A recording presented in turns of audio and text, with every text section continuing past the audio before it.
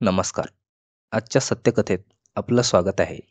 पण सुरुवात करण्याआधी तुम्ही चॅनलवर नवीन असाल किंवा तुम्हाला अशाच सत्यघटना ऐकायला आवडत असतील, तर व्हिडिओला लाईक करून चॅनलला सबस्क्राईब करा. मंडळी, माणसाला ना 2 भुका लागतात. पहिली भूक असते ती पोटाची, ज्याच्यासाठी आपल्याला अन्न खावं लागतं, आणि दुसरी भूक असते ती पोटाच्या खालची, म्हणजे दोन्ही पायाच्या आतली. ती जर भूक माणसाला लागली ना, तर ती भूक लवकर शांत होत नाही. आणि त्या भुकेपायी माणूस काही वेळा असे कांड करतो, जे कांड माणसाला न करायला हवेत. आणि आजची जी स्टोरी आहे ना, ती स्टोरी पण त्याच मुद्द्यावर आहे. बघा मित्रांनो, तुम्ही अजय देवगणचा दृश्यम पिक्चर बघितला असेल. ज्यांनी बघितला नाही त्यांना मी सांगतो की त्या पिक्चरमध्ये अजय देवगण एका माणसाला मारतो आणि अशा ठिकाणी पुरतो की त्याचा जे मृतदेह आहे ना, तो कोणाच्या बापाला पण सापडत नाही. सेम तशी स्टोरी, तोच कन्सेप्ट या स्टोरीमध्ये आहे. असं वाटतं की या घटनेकडे बघूनच दृश्यम पिक्चर बनवला की काय. आता याच्यामध्ये इतकं भयानक आणि इतकं खतरनाक पद्धतीने हे क्रूर कार्य केलेलं आहे, ते नॉर्मल माणूस त्याला कोणीही करू शकत नाही. ते म्हणतात ना की माणसानं एक चूक केली की त्या चुकीला लपवण्यासाठी माणूस दुसरी चूक करतो. तसंच अपराधाच्या जगामध्ये सुद्धा असतं. माणूस एक अपराध करतो, त्या अपराधाला लपवण्यासाठी दुसरा अपराध त्याच्यापेक्षा मोठा करतो. पण कधी ना कधी त्याचं बूड उघडं पडतं आणि त्या अपराधाची शिक्षा त्या माणसाला भेटते. बघा, ही घटना भोपाळमध्ये झालेली आहे. या घटनेमध्ये 3 नावं आहेत. 3 नावे लक्षात ठेवा. एक नाव रणजित, एक नाव मोहन आणि एक नाव उर्मिला. जो रणजित आहे तो उर्मिलाचा नवरा आहे आणि जो मोहन आहे तो उर्मिलाचा दीर आहे. आणि जी उर्मिला आहे ती रणजितची बायको आणि मोहनची वहिनी आहे, सख्ख्या भावाची बायको. आता त्या उर्मिलाचं लग्न त्या रणजितसोबत झालेलं असतं आणि काही वर्षाच्या नंतर तिचा जो नवरा आहे, जो रणजित आहे, तो अचानक गायब होतो. गायब झाल्याच्या नंतर उर्मिलाच्या मनात खळबळ उठते. रणजितचा भाऊ आणि उर्मिला त्यांना शोधण्यासाठी दरबदर इकडे-तिकडे भटकतात. या शहरामध्ये जा, त्या पाहुण्याला फोन लाव, पोलीस स्टेशनमध्ये जाय, तक्रारी नोंदव, पोलिसांना पैसे दे, शोधायला लाव. जितके पण प्रयत्न त्यांना करता येत होते रणजितला शोधण्याचे, तेवढे प्रयत्न हे दोघेजण करत होते. पण रणजित सापडत नाही आणि त्याचा 5 वर्षाच्या नंतर पुन्हा जो मोहन असतो तो गायब होतो. तो झाल्याच्या नंतर जी उर्मिला आहे ती पुन्हा पोलीस स्टेशनमध्ये जाते. पुन्हा पाहुण्या-राहुण्यांना फोन लावते की बाबा, माझा देर तुम्हाला दिसलाय का? माझ्या देराची तपासणी सुरू करा. माझा देर घरी आलेला नाही. आमचा एकच आसरा होता आणि आता तोही गेला. उर्मिला पोलिसांना पैसे वगैरे देते, केस करते, तपासणी करण्यासाठी रिक्वेस्ट करते. मी काय म्हणतो, जे करता येईल ना ते सगळं काम ही बाई करते.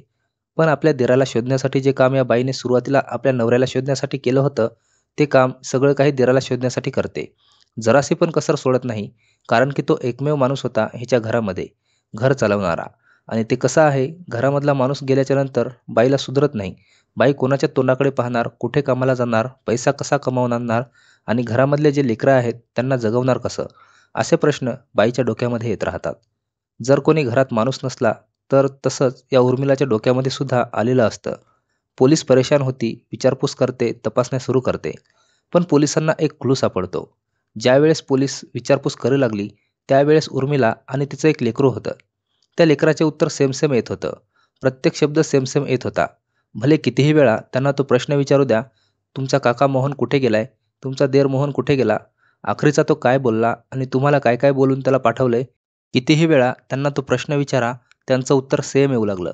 सारखंच उर्मिला जे शब्द बोलणार तेच शब्द तिचा मुलगा बोलणार.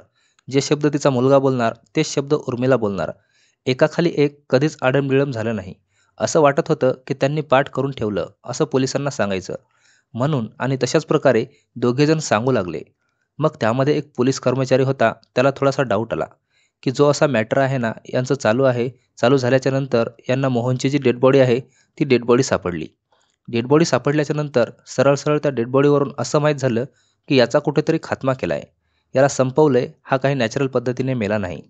पण नॅचरल पद्धतीने मेलेला आहे असं दाखवण्यासाठी त्याला त्या प्रकारे टाकून दिलं होतं. पण जेव्हा याचं पोस्टमॉर्टम झालं, या उर्मिलाच्या देराचं मोहनचं, त्यावेळेस कळालं की याला कोणीतरी मारलेलं आहे. आणि त्यानंतर विचारपूस चालू झाल्या. विचारपूस केल्याच्या नंतर या दोघांनी उत्तर सारखी यायला लागली.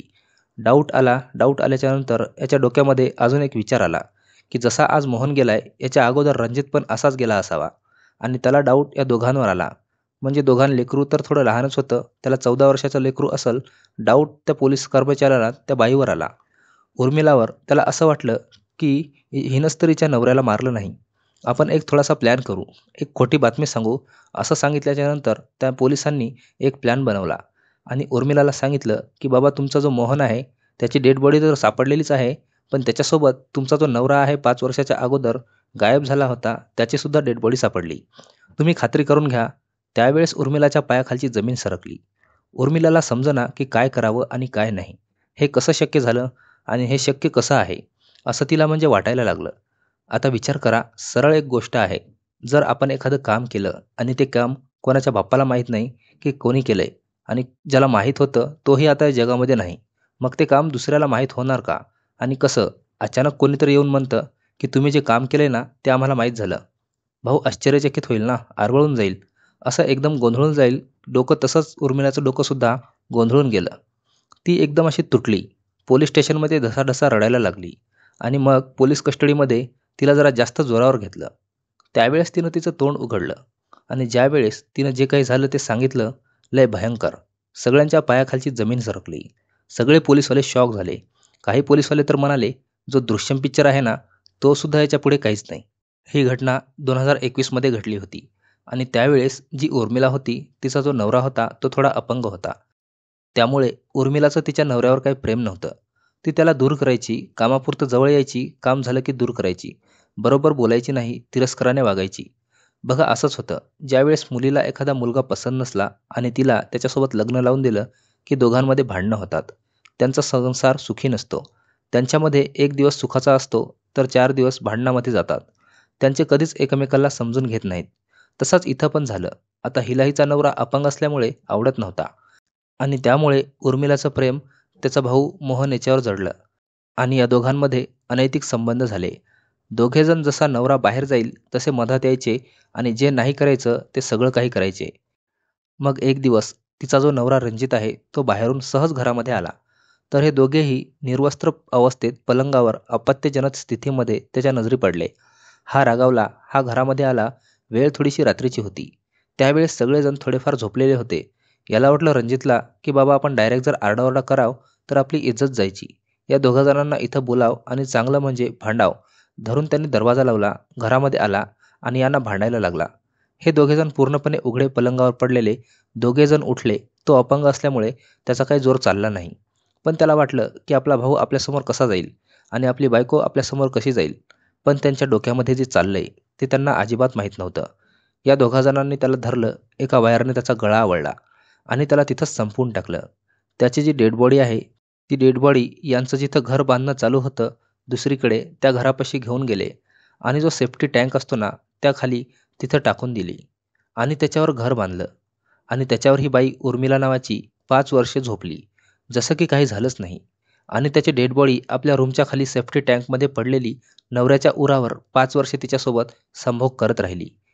मग नंतर तिचा जो देर आहे तो मोहन आता मेलेला, त्याला का मारलं हे विचारल्यानंतर ती म्हणू लागली की तो जो मोहन आहे तो मला ब्लॅकमेल करायला सुरू झाला होता. तो मला म्हणू लागला, आपला अनैतिक संबंध तर आहेच, तर अर्ध्या गावाला माहीत आहे. पण जर तू मला पैसे दिले नाहीस किंवा माझी आर्थिक अडचण दूर केली नाहीस, तर तुझ्या नवऱ्याला मारले ना, ते मी दुसऱ्यांना सांगेन आणि पोलिसांना सांगेन. मग तुला अटक होईल. माझं काही नाही, मी गेलो तर घोर नाही, पण तुलाही मी ठाण्यामध्ये घालीन. तो तिला असं ब्लॅकमेल करत होता. मग हिने काय केलं, आपल्या 13-14 वर्षाच्या मुलाला हातात घेतलं आणि त्यालाही जीव मारलं. त्याची डेड बॉडी अशा एका ठिकाणावर टाकून दिली की तिथं असं वाटावं की ॲक्सिडेंट आहे किंवा नॅचरल डेथ आहे. अशा प्रकारे या बाईने ही संपूर्ण स्टोरी बनवली होती आणि जेव्हा ही सगळी स्टोरी सगळ्यांना ऐकवली, सगळे शॉक झाले. म्हणले की काय बाई आहे, हिने किती भयानक आणि किती शार्पपणानं हे सगळं कृत्य केलं. तिच्या नवऱ्याला 5 वर्षे झाली मारून तरी तो सापडला नाही. असे कित्येक बायका, कित्येक लोक असतील की त्यांनी असे अपराध केलेले असतील, जे की डोळ्यासमोर नसतील आणि कुणाला माहीतही नसतील. आता तर असं भीती वाटायला लागली, ज्यांचे नवरे, ज्यांच्या बायका कुठे गेल्यात ना बिनपत्त्याच्या, काहीतरी मॅटर आहे. आणि ह्या सगळ्या कहाणीवरून एक गोष्ट समजण्यात येते की बाबा भलेही बायको थोडीशी नासमज करा, पण तिच्या मनात माया असली पाहिजे. संसाराची माया, माणसाची माया, नात्याची गरज असली पाहिजे. तेव्हा कुठेतरी आपण आपल्या जीवनामध्ये सिक्युअर शेवटपर्यंत टिकू शकतो. तर आजची स्टोरी इथेच संपूयात. स्टोरीपासून काही शिकायला भेटलं तर स्टोरीला लाईक करा, चॅनलला सबस्क्राईब करा आणि ही स्टोरी त्यांना शेअर करा ज्यांच्या मनामध्ये थोडंफार काळ उमटत आहे. धन्यवाद.